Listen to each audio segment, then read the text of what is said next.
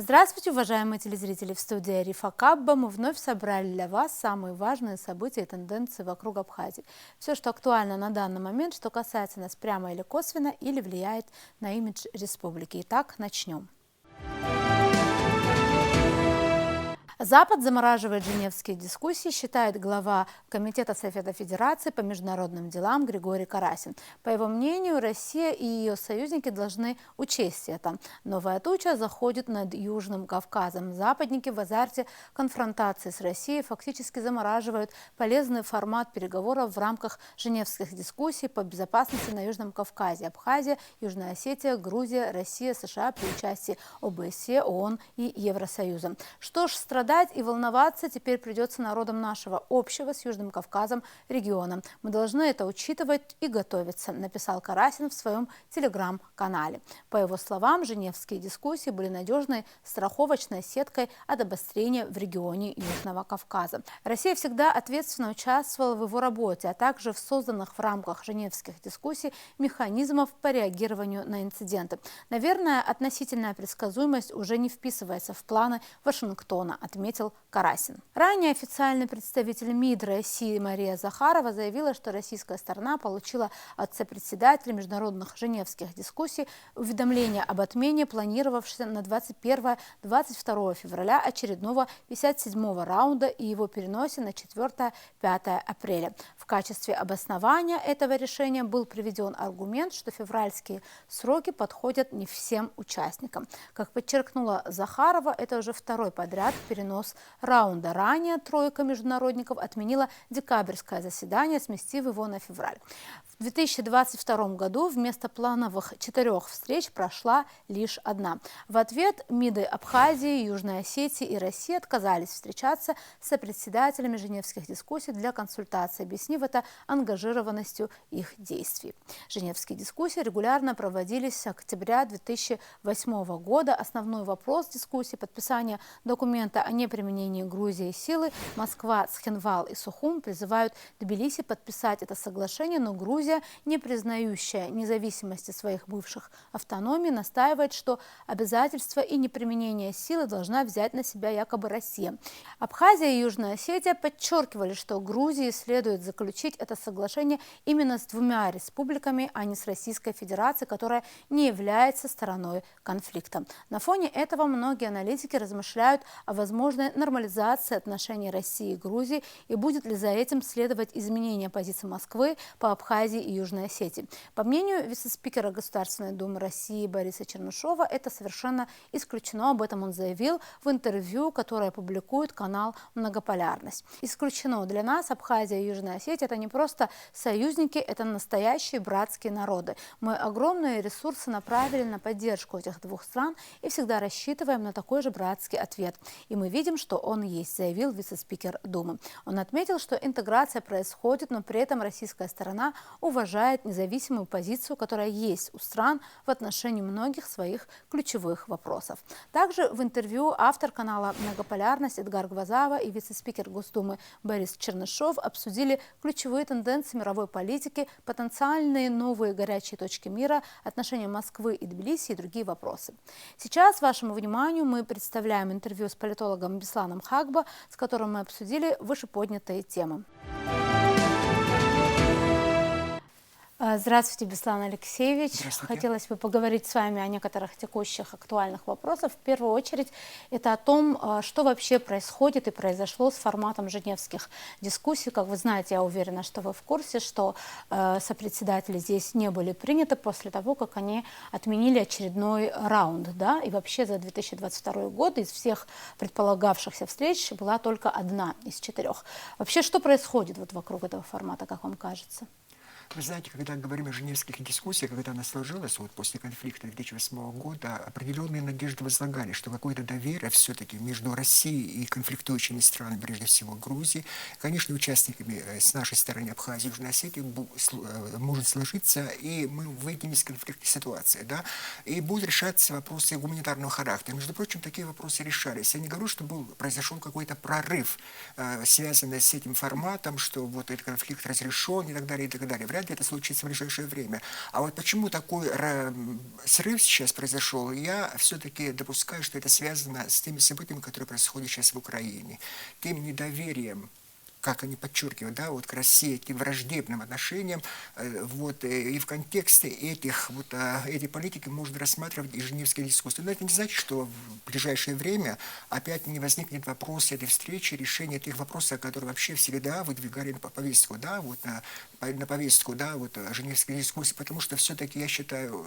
какие-то связи должны сохраняться даже между конфликтующими сторонами. В этом заинтересована и Россия, я думаю, что и Грузия была заинтересована, и мы должны быть заинтересованы, Абхазия, Южная Осетия, потому что я еще раз подчеркиваю, что вряд ли решится вопрос взаимоотношений между двумя странами Абхазии и Грузии в рамках этого формата, но другие вопросы гуманитарного характера, да, это всегда между конфликтующими странами такие вопросы возникают. Вот в рамках этого формата женевской дискуссии можно было решить. Но я еще раз подчеркиваю, что вот, почему этот формат не сложился, вот такая встреча не состоялась вот в этом году, в прошедшем году, да, это я все-таки связываю с теми событиями, которые происходят в Украине.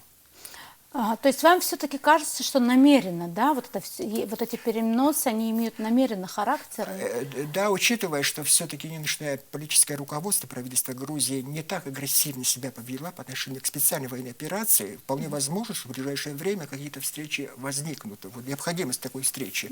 Но я еще раз говорю, что мы слишком возлагаем на этот формат, что какие-то фундаментального характера будут вопросы решаться. Вряд ли это сложится. В ближайшие десятилетия, даже так скажу, произойдет. Но я еще раз подчеркиваю, что другие вопросы, связанные с гуманитарного характера, в рамках этого формата можно решить. Я думаю, что все участники заинтересованы в этом. Но сейчас вот фон, который сложился вокруг, вот, да, связанный со специальной военной операцией, не позволяет. Видимо, посчитали ненужным. Да, особенно это касается вообще-то и Грузии, может быть, и других участников, вот, учитывая враждебное такое отношение к России вообще со стороны Запада. Я думаю, что вот в ближайшее время вопрос возникнет. Я думаю, что работа формата будет продолжена. Будем на это надеяться, потому что, например, вот Карасин тоже сказал, что все-таки это была сетка безопасности, и сейчас вот немножко опять в такой на зыбкой почве Южный Кавказ, да, вот вы поддерживаете, да? Это не связано только с конфликтом между Абхазией, Грузией и Южной Осетией, это связано с теми событиями, которые происходят и вокруг других южных стран, учитывая, что вот сложные отношения, которые сложились вот сегодня между Азербайджаном и Арменией, проведение миротворческой политики, там очень много проблем, связанных в вопросе гуманитарного характера. Понимаете, Южный Кавказ, как бы мы ни относились, да, разные конфликты происходили, все-таки, когда между этими странами какие-то связи есть. Когда Россия проводит политику, в том числе миротворческую, возникают вопросы гуманитарного характера. И в этом отношении институт женевских дискуссий очень важен. Я думаю, что вряд ли вот так, если, конечно, не произойдет какая-то агрессивная вот, да, поведение со стороны политического руководства Грузии, я думаю, что вопрос встречи возникнет, и я думаю, что это произойдет. Да, будем надеяться. Я думаю, что это для всех такой нужный формат, по крайней мере. Но вы вот коснулись немножко темы Азербайджан, Армения. Знаю, что вы и учились, насколько я помню, в Азербайджане. Как вам кажется, вот анализ небольшой того, что сейчас, на какой стадии они находятся, что происходит, какие вот тенденции наблюдаются? Очень сложная тенденция, вот, и она еще вообще-то продолжается десятилетия, но была надежда после окончания Второй Карабахской войны, вот, войны между Арменией и Азербайджаном, после заключения договора, что какие-то подвижки произойдут в плане вот, решения гуманитарного характера, решения вопроса вообще Нагорного Карабаха статуса. Но это не происходит, потому что последние действия, особенно со стороны вот, Азербайджана, которые не нравятся многим странам-участникам урегулирования этого конфликта, и вот я имею в виду блокаду со стороны Армении вот, в сторону Нагорного Карабаха, это вот, затрудняет процесс и миротворческой деятельности Российской Федерации. Это первое. Второе, вообще-то вопрос и окончательного, если не окончательно, хотя бы вот, решение вопроса мирного сосуществования Армении и Азербайджана. Вы знаете, когда говорим о Карабахе, много говорили, там столько проблем, это не только связано со статусом Нагорного Карабаха, там вопрос коммуникации, там вопрос дороги, там вопрос связи Азербайджана с эксклавом Нахичевана, там вопрос политики Ирана по отношению к этим странам, Азербайджану и Армении. Там такой клубок противоречий, вряд ли в ближайшие десятилетия все эти вопросы будут сняты, но вопрос вот, мирного сосуществования, которое проводит, кстати, Россия, в этом заинтересована, этот вопрос можно решить. Я вам напомню событие, которое произошло с печальным событием вот, в Турции, да, вот землетрясением. Да. За последние 35 лет между Арменией и Турцией была открыта граница, и гуманитарный груз, который был направлен со стороны Армении в сторону Турции, это тоже такой жест был сделан, такой миротворческий, да, и состоялся телефонный разговор между Эрдоганом и Пашиняном. Все это он даже выразил свое соболезнование, да, поддержку, да. Был отправлен вот, со стороны Армении группа, которая будет оказывать помощь вот, в восстановлении Турции. Все это говорит, что все-таки и политическое руководство Армении понимает, что вот политика прежняя, она потерпела крах. Надо найти какую-то формулу решения этого вопроса. Но все-таки всегда и в ближайшие десятилетия вопрос армянского населения на Нагорном Карабахе, вопрос окончательного решения статуса, это всегда будет всплывать, это будет очень самый такой болезненный вопрос во взаимоотношениях между Арменией и Азербайджаном.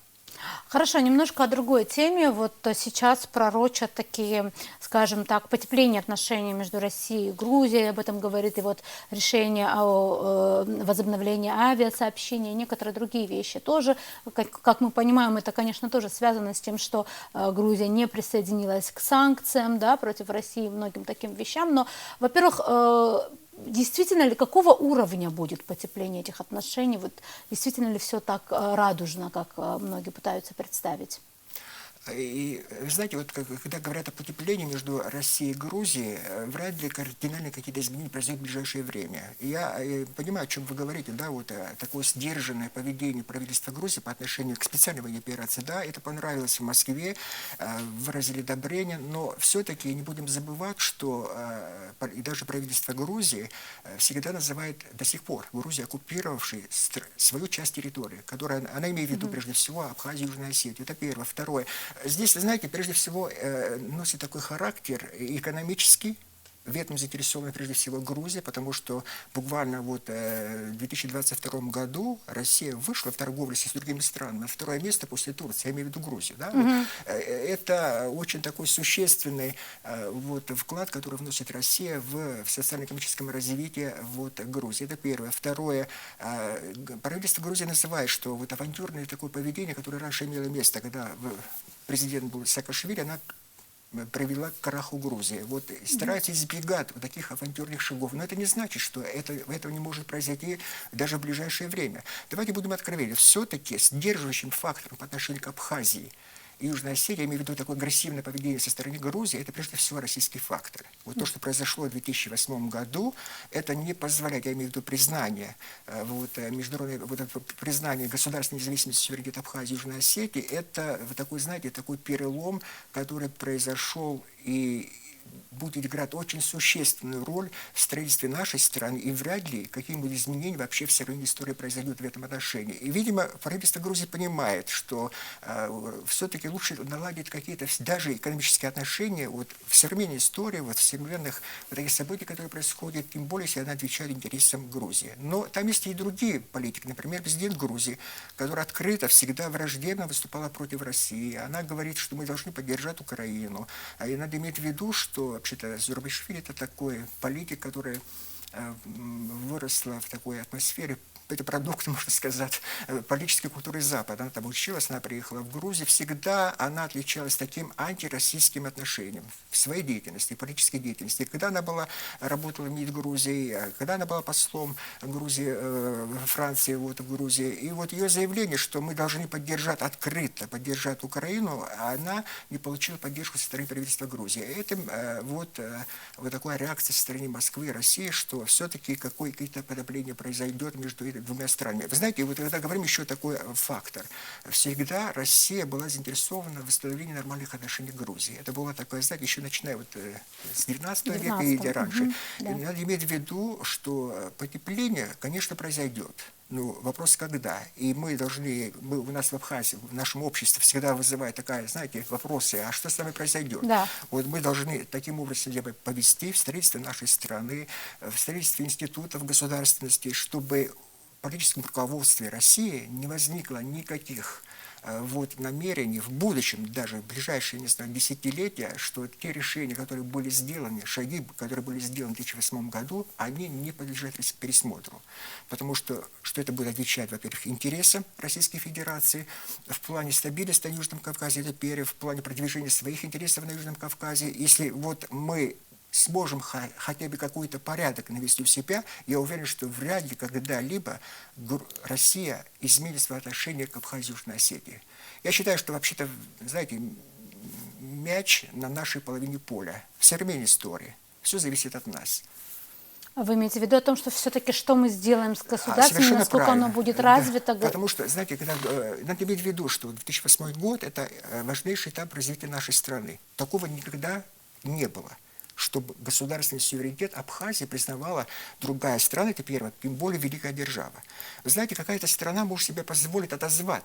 Например, какая-то Тихоокеанская страна, знаете, которой есть много стран, и это мы должны понимать, что которые торгуют своим суверенитетом. Это вот такой коммерциализация, мы привести много примеров. Но вряд ли Россия себе такое позволит когда-либо. Я еще раз говорю, что все зависит от нас. Россия обеспечивает безопасность нашей страны, Россия помогает социально-экономическому развитию страны. Если мы себя хорошо поведем, проявим самостоятельность, государственную состоятельность, все будет в порядке. Понятно. Большое спасибо, Беслан Алексеевич, что пришли и Благодарю ответили вас. на наши вопросы. На этом сегодня все. Мы будем продолжать держать руку на пульсе событий. До новых встреч в эфире.